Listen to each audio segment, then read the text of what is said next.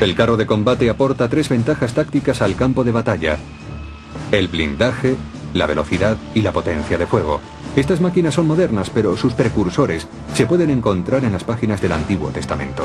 El carro es un impresionante instrumento de guerra.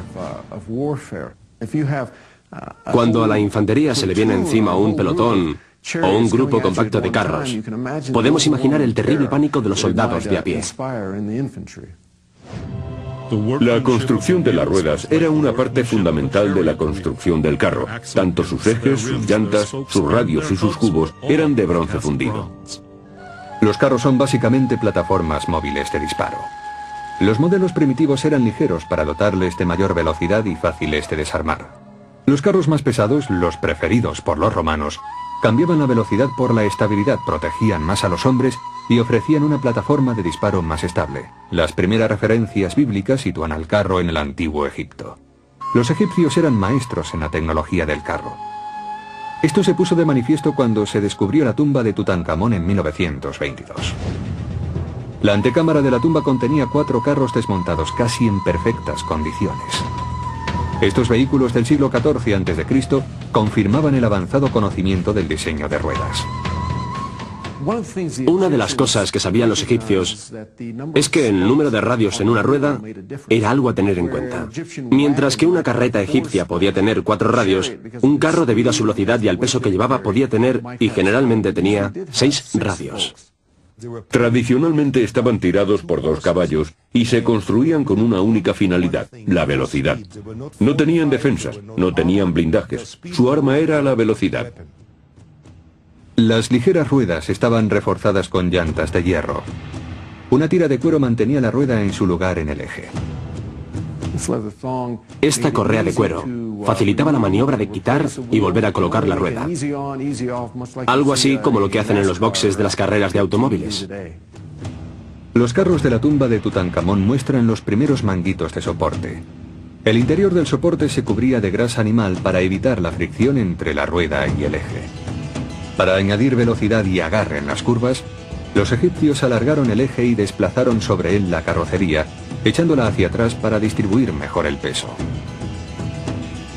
Comparados con estos carros, los que usaron después asirios y romanos eran sencillamente versiones más pesadas, más resistentes que los de la tecnología egipcia. Mientras que los carros y otras armas bíblicas evolucionaron a través de las generaciones, algunas no cambiaron. Una de ellas era muy simple, pero sin duda letal en manos del futuro rey David en su combate con Goliat. Y David venció al filisteo con una honda y una piedra, y golpeó al filisteo, y lo mató. Nos preguntamos cómo pudo matar a un gigante con semejante cosa. Pero si observamos una piedra de honda, vemos que se trata de un trozo de sílex tallado del tamaño de una pelota de béisbol, o sea, aerodinámicamente proporcionado. Y haciendo girar la honda por encima de la cabeza, puede alcanzar velocidades de 130 o 150 kilómetros por hora. Algo así como la bola más rápida de un pitcher de béisbol. Que lanzasen algo así en grandes cantidades era algo para temer. Las ondas eran muy precisas. La Biblia habla de la élite de honderos ambidextros de Benjamín.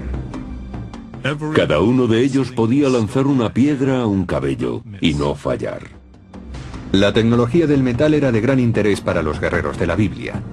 Armas más afiladas y más duras que no se partían suponían la victoria en el campo de batalla. Las armas metálicas más pequeñas, como las puntas de lanza, muestran cuál era la tecnología favorita ya en la Edad del Bronce a principios del segundo milenio. Según los descubrimientos arqueológicos, las primeras puntas de lanza fundidas en bronce se fabricaban probablemente en moldes de piedra. La caliza resulta fácil de tallar y es muy abundante en los territorios bíblicos. Tomando 2 trozos y frotando uno contra otro con una ligera capa de arena entre ellos, se puede conseguir que las superficies de las 2 piezas encajen.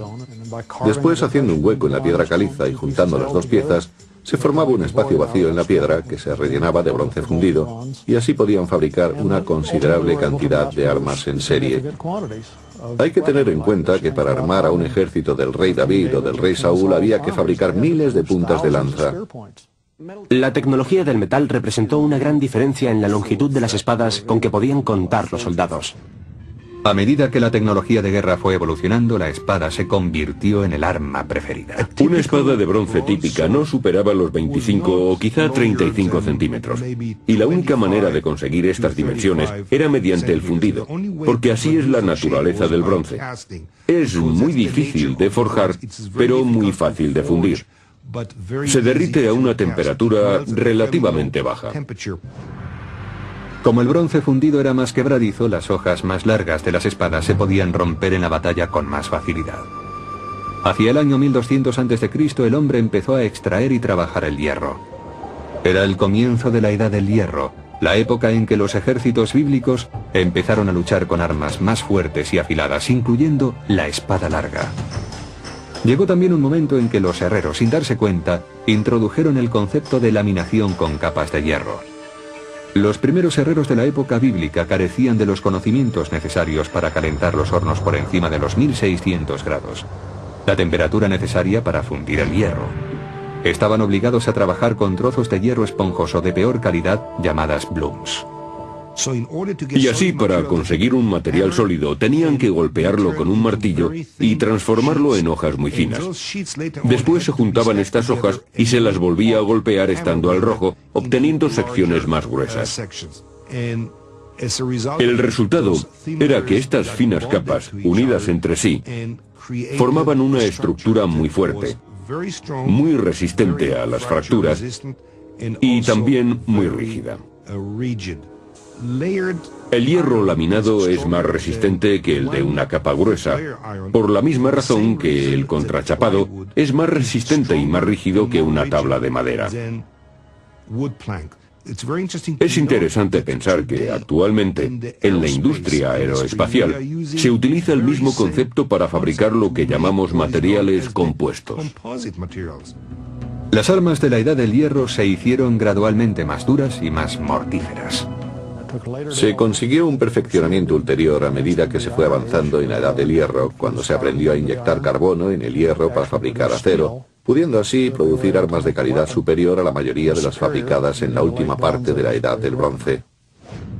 Cuando el rey de Babilonia, Nabucodonosor, conquistó Jerusalén en el año 586 a.C., comprendió la importancia militar de los herreros.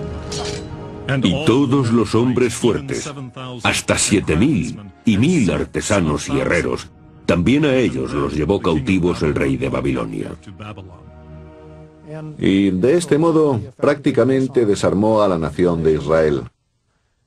Sin herreros no tenían capacidad para fabricar y mantener ningún tipo de armamento. Pero las armas de metal a veces no eran suficientes cuando sitiaban una ciudad. Para luchar contra la aplastante superioridad del ejército asirio, los defensores de la ciudad depositaron toda su confianza en la tecnología para construir murallas.